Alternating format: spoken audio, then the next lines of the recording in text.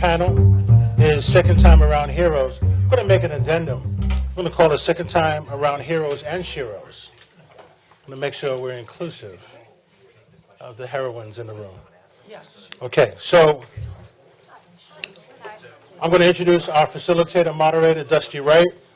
Dusty has merged entertainment and education. He has a term he calls edutainment. Edutainment. Body of work spans many years in technology.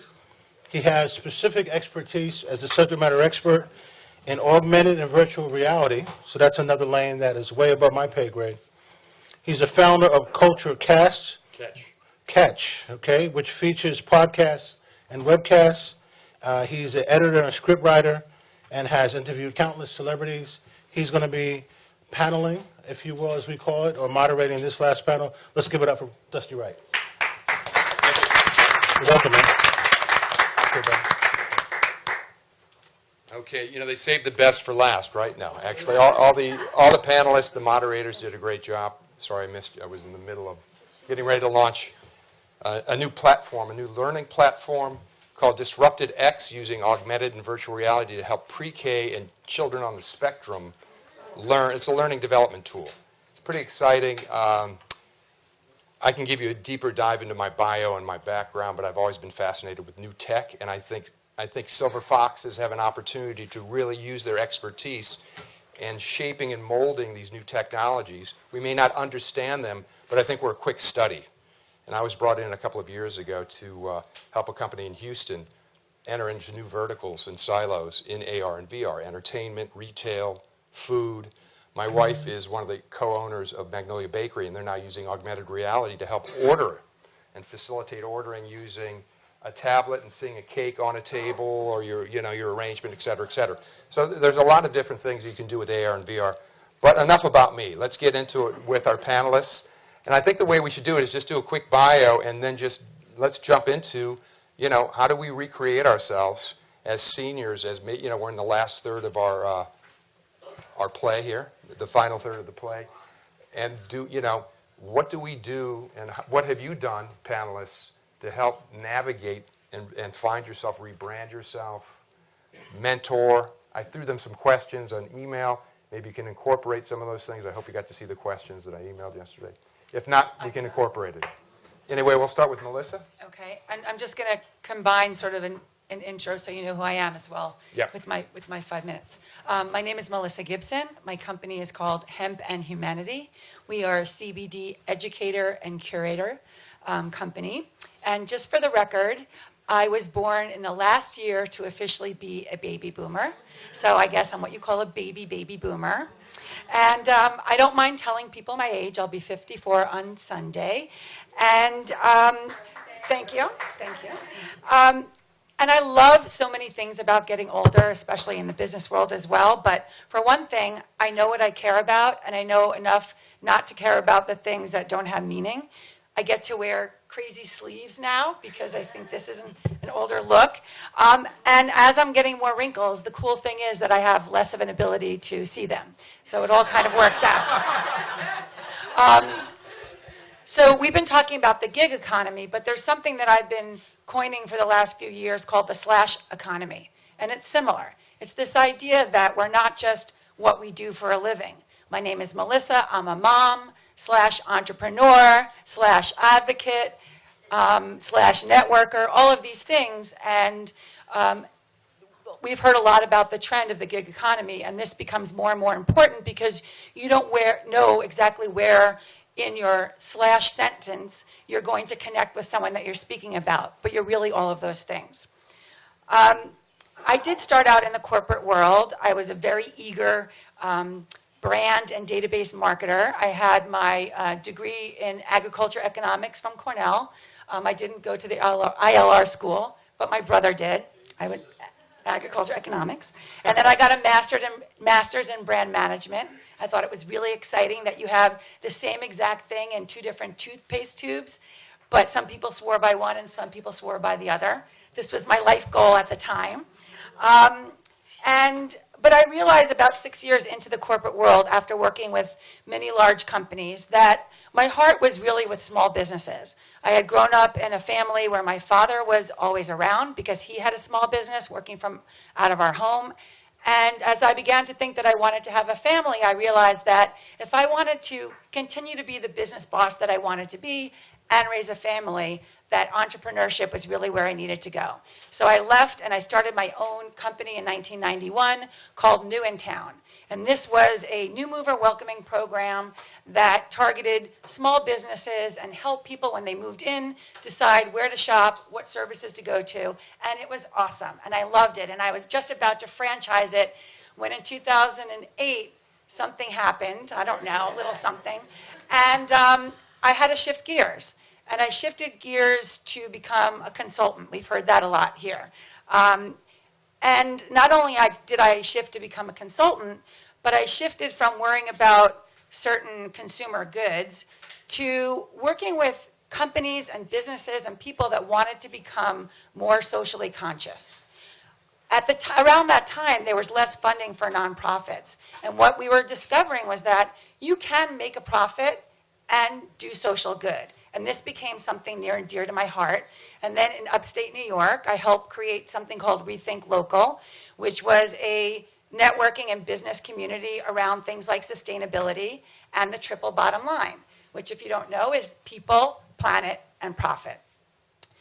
At the same time that was flourishing, I ended up being halted by some health concerns. I had something called Graves' disease, which is hyperthyroid. And that put me into menopause. So that was exciting as well. I already had autoimmune issues. And by the way, of all of the words, can it be women pause? I mean, like men even have menopause, but that's an aside. I'm always like, come on. So, just saying. So that was happening. Now, my side thing is snowboarding. I happen to be a United States 50 and over gold medalist in border cross. And a silver medalist in alpine, but we had different boards, and hers was just more technical, and I actually, if she had my board, I probably would have gotten a gold medal, but anyway. So I'm a very active person, and these illnesses, I had celiac disease, Lyme disease, Graves' disease, just all autoimmune. And I wanted to stay active, and I wanted to stay productive. And at the same time, I was working with a nonprofit that was considering bringing hemp to upstate New York to, I love all the yeses, to revive the rural economy. And that's when I learned about CBD, which I'll keep it very simple. CBD is the molecule in the cannabis plant. It does not get you high, but it works with your own body's ability to create homeostasis. It's more about wellness. I started taking CBD on a regular basis, and I started feeling really good. But there's nothing better than numbers and data to show you that you're right about what you're feeling. And my endocrinologist couldn't believe, 1 minute, holy moly. All right, just so you know, CBD basically changed my life. My condition is going into remission, and I decided to create a company around educating people about CBD and curating the best products out there. We talked a little bit about how a problem can be an opportunity. For me, the confusion that's out there, the fact that it's an unregulated market, means that I have an opportunity to teach people the right information and connect with them about how to feel good in a natural process. And I just want to say as far as being an entrepreneur without funding, which I can relate to, there are so many ways that you can be creative about scaling up your business. Just a couple of examples that reflect the fact that you need resiliency, flexibility, creativity, and you need to be bold. One of the things I was able to do in order to communicate directly with my core audience was to work at a farmer's market perpetually for 6 months, twice a week, where I have spoken with over 350 people about CBD. Had I started just online, and that's where my company's headed, I wouldn't have known what people were really thinking, what their questions really were. And I love getting people coming back telling me how much CBD has changed their lives or the lives of others. But one thing that's central to my business is I took the properties of the triple bottom line, added another line, it's called quadruple bottom line. That's people, planet, purpose, as well as profit. And even though I'm a tiny company for now, I make sure that every single thing I do addresses all of those things, from not creating a lot of printed material. I use chalkboards. My cards are teeny tiny. You'll get them at the end because they're made out of hemp, and I don't want to put too much paper out into the world. And I use, my table is covered with the old canvas from the beanbag that the local coffee shop discarded, things like that. So I finally feel as if I'm on the other side of the table. I used to consult with people to help them do something that they were passionate about, they had purpose with, it's always a P, the 5 Ps of marketing, triple bottom line, and then their profession. So I finally feel that from now on through the rest of my professional career, that I have this opportunity to do the thing I'm passionate about, feel the purpose. It's what drives me. It's what's giving me energy right now to finish in 5 minutes. And I just hope that everybody has the opportunity to put those things together, because that's what gets you over the finish line. Thank you, Melissa. I know. By the way, I use CBD. I've been using it for a couple of months now. I use arnica and other naturopathic remedies. I have a broken left toe, stove to toe, and I've been using it. It's very helpful in combination with arnica. But, I think any interaction with any kind of naturopathic medicine, don't be afraid to ask questions. It may not work as quickly for you as with somebody else, as you probably have the data to back that up.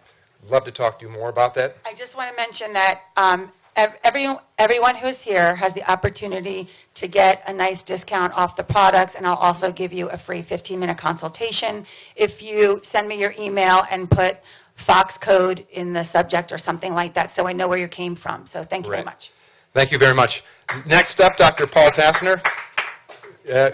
I guess we're kind of slammed for time, so I guess the bio has to be a little shorter. Oh, you don't need a bio. Okay. In fact, I feel very overexposed anyway. So, I just wanted to share a few things, given the subject line of the panel. I am enjoying my entrepreneurial journey so much that over the last 6-7 years, I've often wondered why I didn't start this sooner.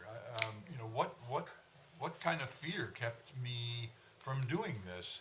I also realized something that I didn't take any great realization. What I'm doing is not tremendously different from what I did as a working person. It's not different at all. Well, in many ways, it's very different. I have my own business. I'm not, but the work, the context, the things I'm exposed to on a daily basis are very much like they were when I was, sitting in a cubicle. But what a difference to be doing it for yourself versus for the man or woman. And so I've often said to people, just because you hate your job as an accountant, you might love having your own accounting firm. I mean, because I started to hate my job as a supply chain manager, but I'm still doing something very much like that and love it enormously. So just food for thought, that you don't have to turn to carpentry if you've spent your life being a chiropractor. I mean, in a big chiropractic firm, I guess. I always use the excuse, this is a bit of a personal epiphany, I guess. I always use the excuse, I 4 kids, all adult kids, all been through school, they're all great. They're amazing people. I'm so proud and love them to death. But I always use the excuse of raising them and nurturing them and, buying a home for them as the reason I couldn't start a business. I had a decent salary and I was just locked into paying all those bills. And I always used that excuse as that was the fear that kept me from launching something entrepreneurial, because I loved entrepreneurs. I grew up around entrepreneurs, and then I realized that maybe there was another reason. The entrepreneurs that I grew up around were family, both sides of my family.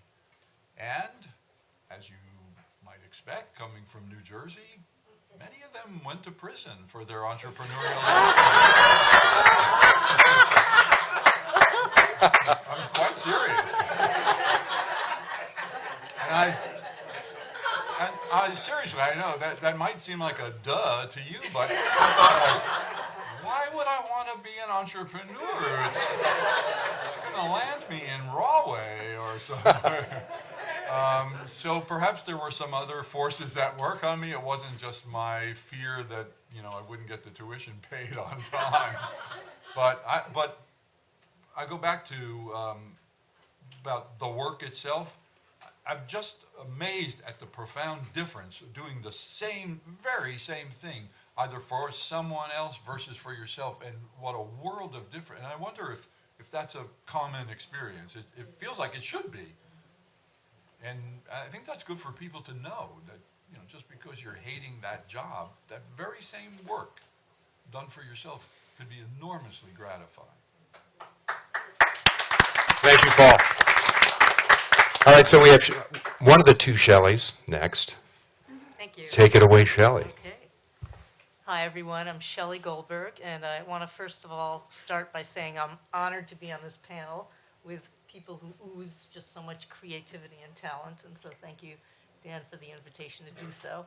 I also want to say, what are the odds of getting two Shelleys on a panel? I mean, how many people even know a Shelley? I mean, they associate it with, next to right? each other. They associate it with what, Frankenstein, right? So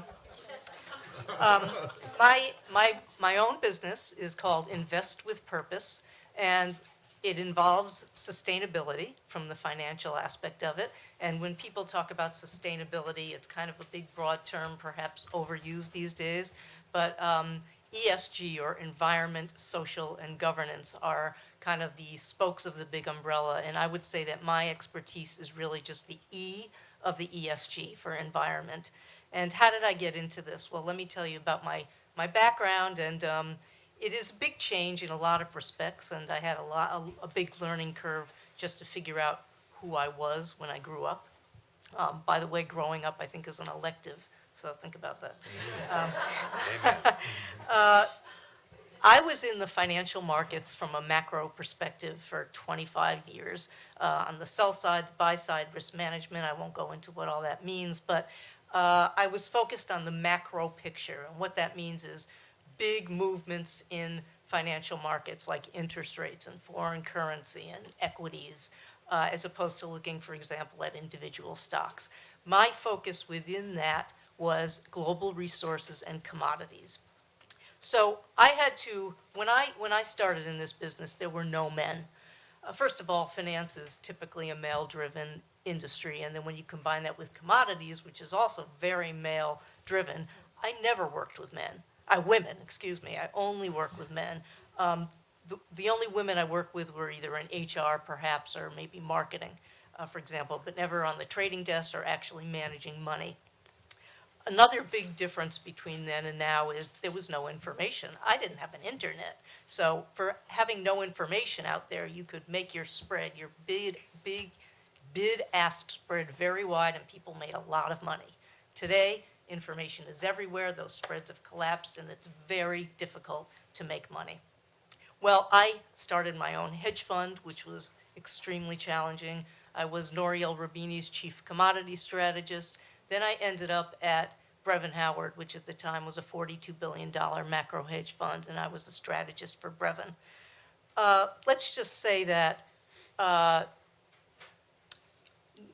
you have to, again, know everything that's going on in the world, and I kind of associate it with this cartoon I saw in the New Yorker, where these two butterflies are sitting at a bar, and one butterfly looks at the other and he says, "You know that hurricane that happened last week? I did it." So that's what it's like. You really have to know everything that's going on, and which is why you see people in this industry constantly on their phones, constantly plugged in. You can't stop for a minute. You're even doing this while you're sleeping. And eventually, you know, people would ask me that aren't in the business, why do you do this? Why would anyone subject him or herself to this kind of misery? But frankly, you love it. You feel like you're master of the universe, you know everything, you're so empowered. And then all of a sudden you wake up one day and say, you know something, I'm not going to lose sleep if I don't know the spread between Russian and Turkish bonds. It's not going to kill me, right? So I also have to say that I was looking around the room and everyone started to become younger than me. How did that happen?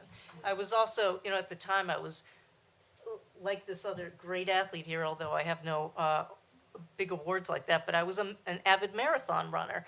And so between growing up with a bit of scoliosis, pounding myself to death by running, and sitting in front of 10 screens every day, my back was starting to hurt. I was actually coming to work carrying, those squishy things that get cold after you swish them up? I'd bring them to work and shove them under my butt because I had a, pulled hamstring or what have you.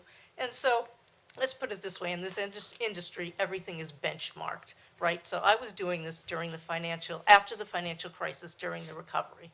And everything is about benchmarks. So even though we were down, say, 2%, well, it was so much better than, our peers that were down 8% or whatever. But I still woke up and I said, what am I doing with my life? I'm killing myself. We're not even really making money. And I don't feel like I'm passionate anymore. I just feel like where everyone's angry that's sitting around me. And I thought, what am I going to do?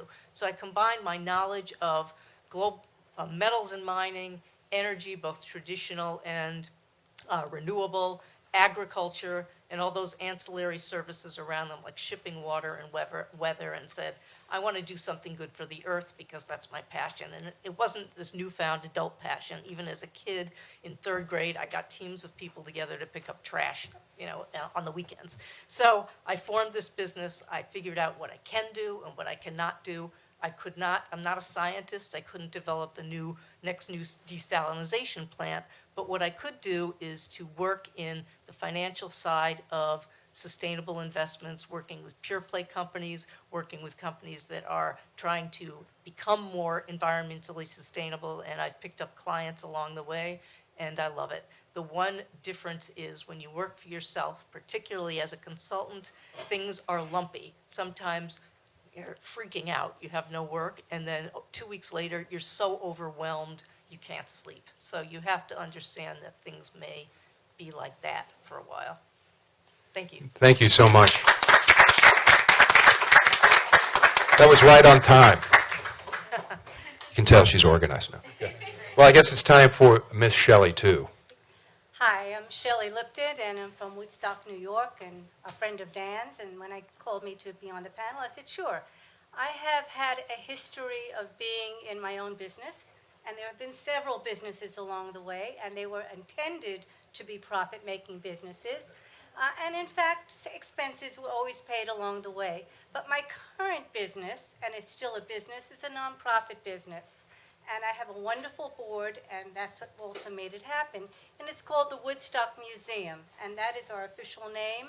And we are so-called hippies still living out that era. It all takes place on our property. Nathan is one of my better halves on that team, and we have a wonderful board. It began because I really didn't understand 30 years ago why they were still trying to wipe out the 60s era. They really weren't talking about it in a very positive way. It was still, oh, hippies, they hang out on the street, they just ask for a handout. And it was trying to be wiped out of history, and I said, something's wrong. We helped stop a war. We did major things in our lifetime. Nathan, you archived Berkeley, as he calls it, Berkeley, California, where also there was a very active group. I helped stop the war. I'll tell you about that in a little while. And my whole background has been in the art world, but in art, you do learn how to deal with just about every problem and solution possible. So we went before his lawyer, and his lawyer said, I can make you a simple nonprofit, but you'll never be chartered by the New York State Board of Regents. However, I thought that was important because we had no money, we had no real archive, we had some things, but nothing really spectacular that would allow you to become a chartered museum. And he said he'd eat his hat. Well, years later, he did eat his hat. I said, I'm going to go for a simple DBA. We're going to do credible events, and we're going to build up a strategy so that all of these events are out there in the public, and by that time, we'll go before the Board of Regents, who, by the way, we went up in person to say, how can we be a museum? In all their years, they said nobody has ever come up there to do that. That was the first positive thing. But I did that with every other business, and I'm going to tell you about my other businesses. Kindergarten, first day of school, Teacher gives out construction paper and crayons, and the teacher at the end goes, Shelley Lipton, Jeffrey Koblick. It was my first panic attack. You have been chosen to now do a larger piece of the same kind of art. It's going to be on the class portfolio, and it's going to hold all the other pieces of art. Panic attack. Did I do it by luck? Is my next drawing going to be as great? Anyway, that's what we did while the other kids played in the dollhouses. And that was called a support system. Outside of my own family, who thought I could do some art, the teacher said, buy her materials. She's got talent. And so it went on that I eventually went to music in high school, and that also was another bit of confidence. The first day there, they take the 3 classes that are freshmen, and they go, you kids are very special, and if you don't arrive on time and you have too many absentees, we don't need you here. We're going to send you back. And for me, it would have been Christopher Columbus High School with pom-pom girls and football teams, and I was a weirdo. I liked art. I had no interest in anything but art. So I certainly paid attention. I always got to school on time. Anyway, it came time that my mother gave a bombshell. She said, you know, your older brother's 5 years older, and we came up with money to send him to NYU, and we don't have money to send you to college. That was absolutely devastating to me. But on the other hand, she had an article to try out for a scholarship at the School of Visual Arts. She says, but here, you can try out for a talent scholarship. I said, I'll never get it. Anyway, I had 2 options. Cooper Union, it's a free school. SVA, try out for a scholarship. I already had a Saturday scholarship at Pratt. Pratt didn't give full tuition, so I pushed that out of the side. And they really didn't loan money in those years. So sure enough, I make Cooper Union, and I make the School of Visual Arts. I get the scholarship. And my mother says, go to SVA, you'll be a pet. I said, what's a pet? She says, oh, the teacher's going to take you under their wing. Oh, what does that mean? Okay, well, already, I listened to her because I really didn't feel that I was smart enough for Cooper Union just because I made it. It was a scary thing. I said, I don't know, at least at SVA, okay, all right, I really just want to be an artist. I'm not necessarily needing all the other academics. And that's when I found out being a pet was pretty good. Alan DiArcangelo, he's my first professor in that school we're painting fire hydrants at night to stop the war. I like this because I'm anti-war. And we're sneaking out at night, and he's taking me in as a pet. Shh, can't tell anybody, but I'm a scholarship student. And I said, well, I want to have a happening too. And I gather my friends, and I said, my cousin owns a cosmetic company, Cosmetically Yours. Why don't we paint up people and put peace signs on? And I call up my cousin, and I says, there's no such thing as body paint then. Is it going to harm people? And my cousin Lenny says, no, it's perfectly safe. Yes, you can paint on their face. And I call up all the news media, and they come running. I said, there's going to be a happening. Where? Downtown. Okay. What's happening? I said, you got to be there to find out. And sure enough, we end up at Beekman Archives and all these places that they win awards, and I'd be painting up, peace signs and no more war. And, we had the first kind of happening in New York City. I kind of followed that from San Francisco, but we were the first to do it in the city. So all of a sudden, I'm getting good feedback. What we're trying to do gets acknowledged.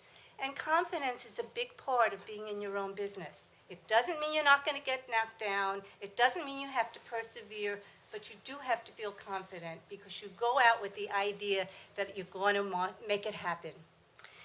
So I move along to my first job, though, a real job outside after I graduate from SVA.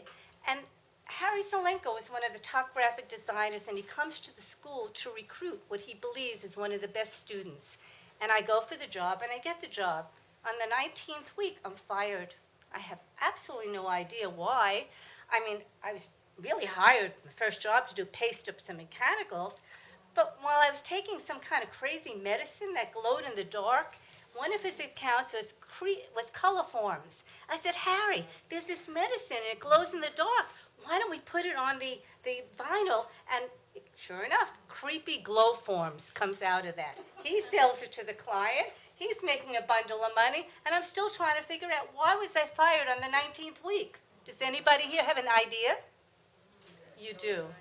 Well, it took me 10 years later when I met the only other art director there, and he said to me, hi, how are you doing? I said, I'm fine, but I never could figure out why I was fired. Why did Harry fire me? And he said, you mean you don't know? I said, no. He said, Harry fires everyone in the 19th week, so he doesn't have to put in for unemployment insurance. Shelley, Oh. we're going to have to cut you short. Okay. Your stories are fascinating, but we're going to have to move on. All right. We gave you till 8 minutes, just FYI. Oh, can I just say one thing? Yes, you may. I'm most known for a class I teach at School of Visual Arts on how to go into business on little money.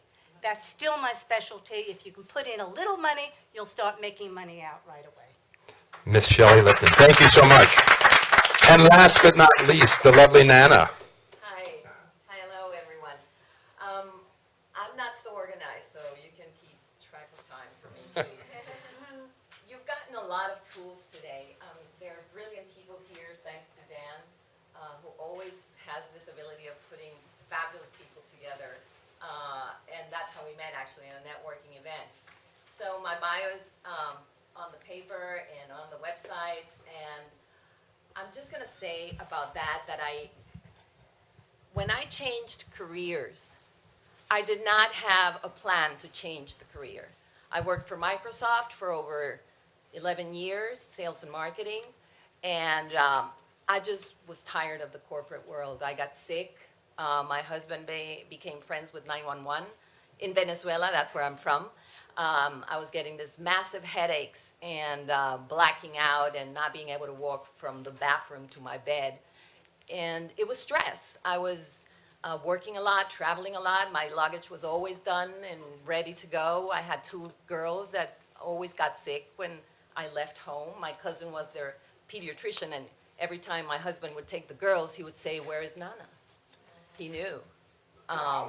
So I did not resign to become an actress. I just resigned because that stage of my life was coming to an end.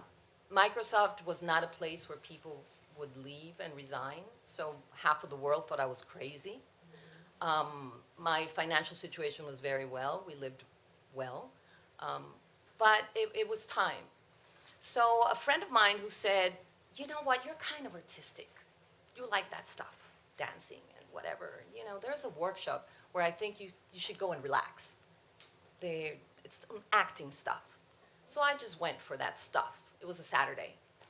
And I knew the minute I walked into that black, small theater space, that's where I belonged.